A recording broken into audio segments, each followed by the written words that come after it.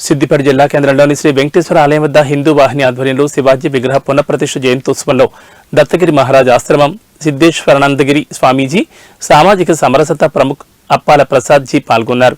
శివాజీ తల్లి జిజ్యాబాయి సమాజాన్ని రక్షించి దేశాన్ని ఎలా కాపాడాలనేది నేర్పిందని సిద్ధేశ్వరానందగిరి స్వామీజీ అన్నారు. త్రివేణి సంగమం వల్లే సిద్దిపేట పట్టణం కనిపిస్తుందన్నారు. బ్రిటిష్ వారు మనల్ని కుల మతాలుగా విభజించి పాలించారని, సనాతన ధర్మం కాపాడడానికి అందరూ శివాజీలా తయారు కావాలని ఆయన అన్నారు. 800 సంవత్సరాలు ఈ దేశాన్ని ముస్లింలు పరిపాలించారని, కానీ రాబోయే శతాబ్దం హిందూ శతాబ్దం అని అప్పాల ప్రసాద్ జీ తెలిపారు.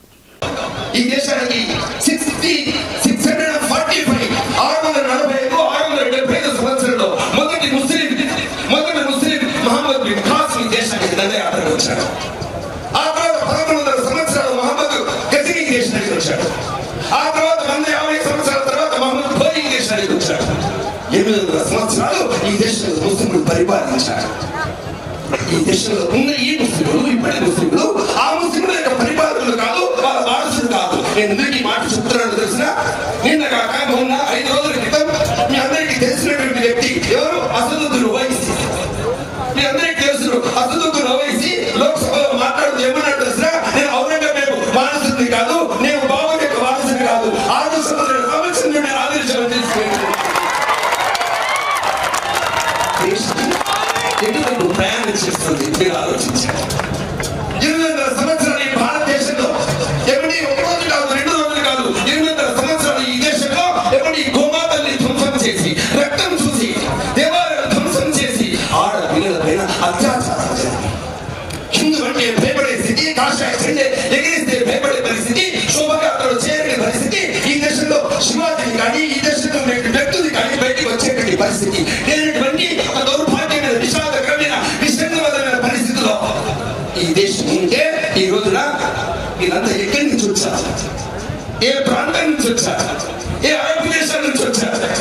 ఆ అరబ్ దేశంలోనే 16 విగ్రహాలతో కూడిన స్వామి నారాయణ దేవాలయాన్ని ప్రతిష్ఠాపించారు. ఛత్రపతి శివాజీ నడుస్తుంటే ఛత్రపతి శివాజీ ఎక్కడ నడుస్తున్నాడు?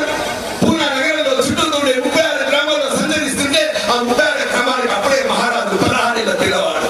ఎక్కడ చూసిన ఆకుపచ్చ జెండాలు ఎగురుతున్నాయి, ఎక్కడ చూసిన కాషాయ జెండాలు ఎదురు భయపడుతున్నారు. హిందూ అని చెప్పుకోవడానికి వెళ్తున్నారా? కేవలం 16 మంది. ఎవరు వాళ్ళంతా? కోరీలు, ఎవరు వాళ్ళంతా? మావనీలు, ఎవరు వాళ్ళంతా? బిల్లులు. వాళ్ళ గోధుమ తెలియదు, రాళ్ళు కొట్టుకుంటారు, గుడ్డెక్కుతుంటారు, చెట్టెక్కుతుంటారు. అట్లాంటి చిన్న చిన్న పిల్లల్ని పట్టుకుని వాళ్ళ హృదయాలు దేశం గురించి, హిందుత్వం గురించి, రామాయణ మహాభారతాల గురించి, స్వరాజ్య కాంక్ష కల్పించి కేవలం 16 మందే గుట్టలెక్కి, కొండలెక్కి, కోటలెక్కి మొట్టమొదటి దుర్గము తోరణ దుర్గాన్ని జయించిన వాడు ఛత్రపతి శివాజీ. ఏ కోటను చూసినా ఆకుపచ్చ జెండాల నడుమ ఏ జెండా కనిపిస్తుంది? కాషాయ జెండా కనిపిస్తుంది. శివాజీ లేకపోతే ఈ దేశం దగ్గర కూర్చుని మనం సభలు జరుపుకునే వాళ్ళం. శివాజీ లేకపోతే ఈ దేశంలో కోట్లాది మంది హిందువులు సున్నతి చేసుకునే వాళ్ళు కాదు. శివాజీ లేకపోతే ఈ దేశం అంతా కూడా పదాన్ని పాలనకి వచ్చే లేదా? ఆ రోజున 1640 సంవత్సరంలో ఈ దేశంలో అడుగుగా 1640 సంవత్సరంలో ఛత్రపతి శివాజీ యుద్ధాలకు వెళ్తున్నప్పుడు తన చుట్టూగా అష్టప్రధానులు, ఆ రోజున అష్టప్రధానులు 8 మంది మంత్రుల్ని అడుగుగా పెట్టి అందరి చేత భాగస్వామ్యం కల్పించి పరిపాలన చేసిన సురాజ్య పాలకుడు శివాజీ విషయం. ఈ దేశంలో ఏందో తెలుసా? ప్రపంచంలో 3 లక్షల కోట్ల స్థూల జాతీయతతో ప్రపంచంలో 190 దేశాలతో వ్యాపారాలు చేసే 5వ దేశం భారతదేశంలో. మన భారతీయ సనాతన ధర్మం అనేటటువంటిది ఎంతో పురాతనమైనటువంటి దానికే సనాతన ధర్మం అని అంటున్నాం. ఈ ధర్మంలో, ఈ సనాతన ధర్మంలో ఋషులు, మునులు, సంతులు, సాధు పుంగవులు, రాజులు, మహానుభావులు ఎంతో మంది ఈ భారత గడ్డపై జన్మించారు. అనేకమైనటువంటి మార్గాన్ని మనకు చేయించారు. ఒక్కొక్కరు మార్గాన్ని మనకు చేయించారు. కానీ ఈరోజు పుట్టినటువంటి 1627 అంటే 3027కి చెప్తారు. 1627 సంవత్సరంలో ఈ భారత గడ్డ పైన శివాజీ మహారాజు జన్మించినటువంటి గడ్డ మన భారత భూమి. ఎంతో మంది రాజులు మహానుభావులు జన్మించారు, కానీ శివాజీ మహారాజు గారు జన్మ కనుక లేకుంటే ఈ రోజున మనం ఈ ధైర్యంతో, ఇంత సాహసంతో హిందూ ధర్మం గురించి కానీ మన సనాతన ధర్మం గురించి కానీ చెప్పడానికి ఉండేది కాదు. అలాంటి మహానుభావుడు ఎలా ఉద్భవించాడు అంటే ఒక్కటి మనం గుర్తించాలి. ఆయనకు తల్లి తండ్రి ఇద్దరు గురువులు. తల్లి అనేటటువంటి మాత జిజియాబాయి, ఆ మాత ఆయనకు సంస్కారాన్ని నేర్పించింది.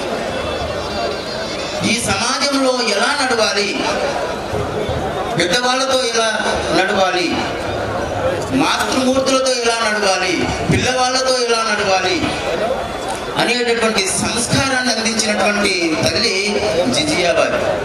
మనము మానవత్వంగా మనం పయనించాలి, మన పూర్వీకులు ఏం చెప్పారో మనం ఆచరించాలి, మన దైవత్వం అని మనం వెళ్ళి యొక్క మన భారతీయ సనాతన ధర్మం ఏదైతుందో ఆ సనాతన ధర్మాన్ని కాపాడడానికి ఎలాగైతే శివాజీ మహారాజు గారు ఎందుకు ఈరోజు మనం విగ్రహాన్ని ఆవిష్కరణ చేసుకున్నామంటే ఆ విగ్రహాన్ని చూసినప్పుడల్లా మనకు గుర్తుండాలి అంటే మన హిందూ ధర్మాన్ని నేను ఎలా కాపాడాడు, మనం ఏం చేయాలి అనేటువంటి ఆలోచన, ఆ ఆలోచన మనకు రావడానికే ఈ విగ్రహ ఆవిష్కరణ.